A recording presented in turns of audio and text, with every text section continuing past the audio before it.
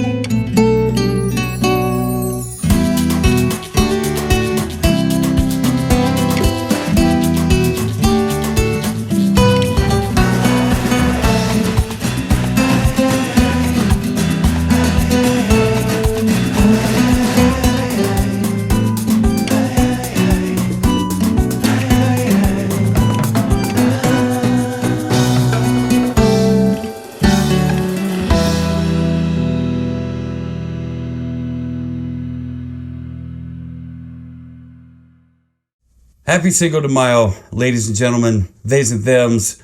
Feliz Cinco de Mayo, todos de los gentes. We are totally stoked to get into this. We've got a magnificent cocktail. It may look familiar. You saw it. Because, we had this cocktail last year. However, we had it with a different spirit of choice. This year, my buddy Chris Beck, he's been a friend of mine since, high school. We're talking, actually middle school. So we're talking 8th grade, maybe 96, something like that. Dude, none of this paper label stuff. This has a full leather label. It's a leather fucking armband, branded, and it's beautiful. It's embossed with the agave plant. Mm-hmm. It's a cut above some of the other bottles. I'm not going to pronounce it. Could you? What kind is that? Suavecito Añejo. Añejo. Añejo, however you want to pronounce it, but it's aged in oak barrels. Let me see if there's any information back here on the back here. Manufactured and bottled in tequila. It's tequila, and it's a very nice tequila. One. It's my buddy Chris Beck's favorite tequila. All right. And after having it myself, I completely understand why. Oh, you know what? We've got the glasses here. All right, dude. We'll do a small pour. I'm chomping at the bit. We get to this cocktail. Got to get into this cocktail because this cocktail looks mighty fine. In the glass, it's not so. It's pretty pale. Yeah, it is pretty pale. It's not as light honey as it is in. Oh, you know what? On a straw gold here. That's tequila. Man. You smell that? No, it's not just tequila. You've got honey, a touch of oak. A light bit of smoke, palate. Some agave plant. Oh, hell. Yeah, that is tequila, isn't it? But that's good. That's damn good. There's a lot of honey on that. Mm-hmm. There's a lot of honey on that. Yes. Yes. Maybe we'll do a full review on this in the future. Maybe we won't. We're still a little, hand shy when it comes to tequila. If you remember the Halloween episode, then you know exactly why we're a little hand shy. Miss Katie, leave a comment. Tell us all about it. Yeah. Cheers, sir. Cheers. Cheers, everyone. Happy Cinco de Mayo.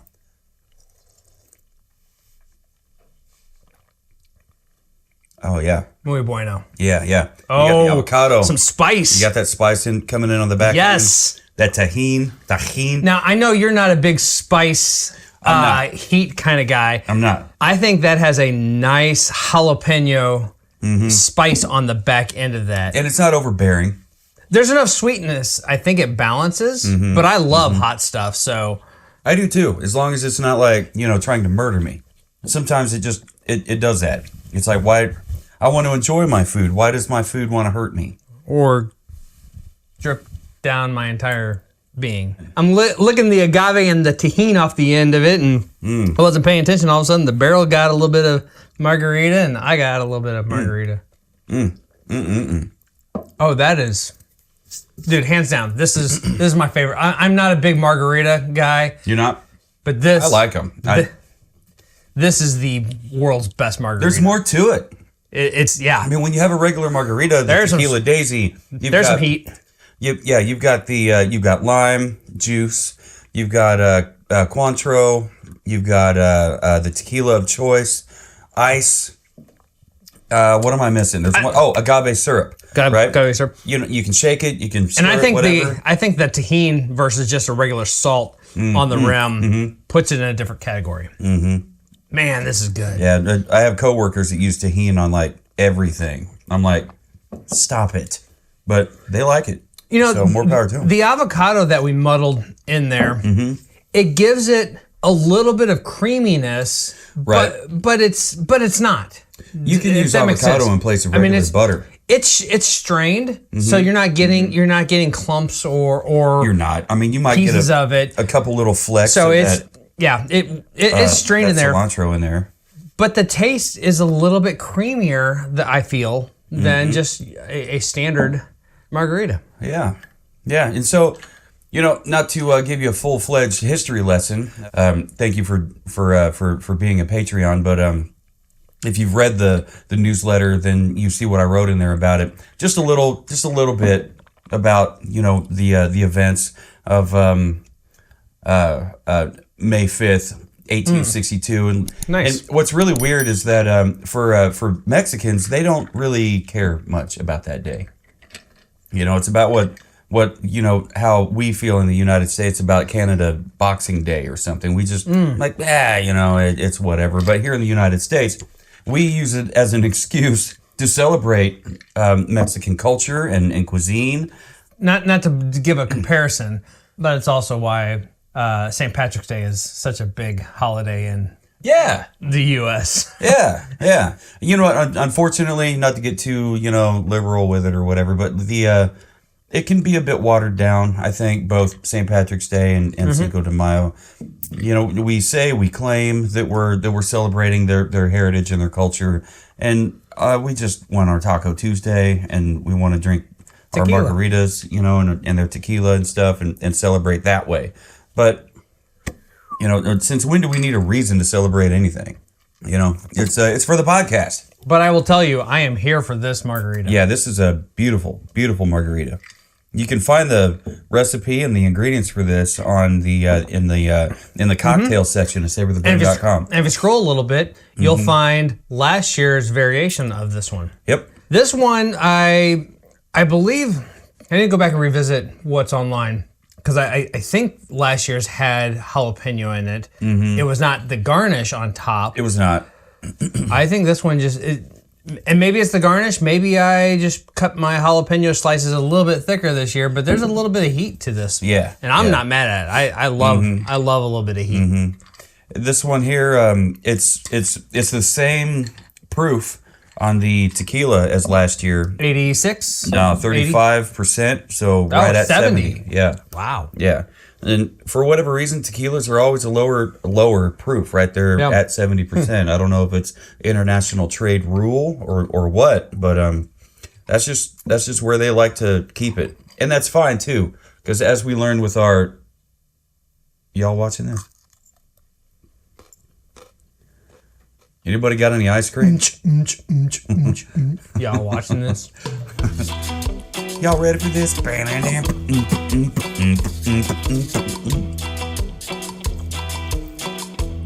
it was. You saw the pinky go out. So tasty. Yeah, this is a Pinkies Up cocktail. You put so much work into this thing. I mean, just the prep alone took time. You had to pull the bunches and the cluster, whatever, of the cilantro, and you slice the lime, and you squeeze the lime, and you're filling up your jigger with lime juice, and then you're filling it up with this and that and the other thing, and then we get ice, and we put it in there. In the presentation, use a little brush with some agave. We learned the hard way last year. So last year we're like, yeah, we'll just wet the rim. It'll stick to it. It'll be fine. And I'm like, it's supposed to just stick to it. If you have the Margarita salt tray, it does. You know, you have it a little bit wet, and you just, and then you have a salted rim. This, we were trying to get the tahini to stick, and we're like, what's going on here? Why? And so we're like dumping mad quantities of tahini to try and get it stick. A year later, I've seen enough videos. Yeah. You take a brush, you put a little bit of that agave syrup on there, and then you just kind of pour it. So easy peasy. And even this year, it was a little funky, you know, trying to get it on there, as you probably saw in the video. But I mean, what does it matter? I mean, look at it now. Final result, beautiful. Fucking beautiful, as they say up there in the Northeast.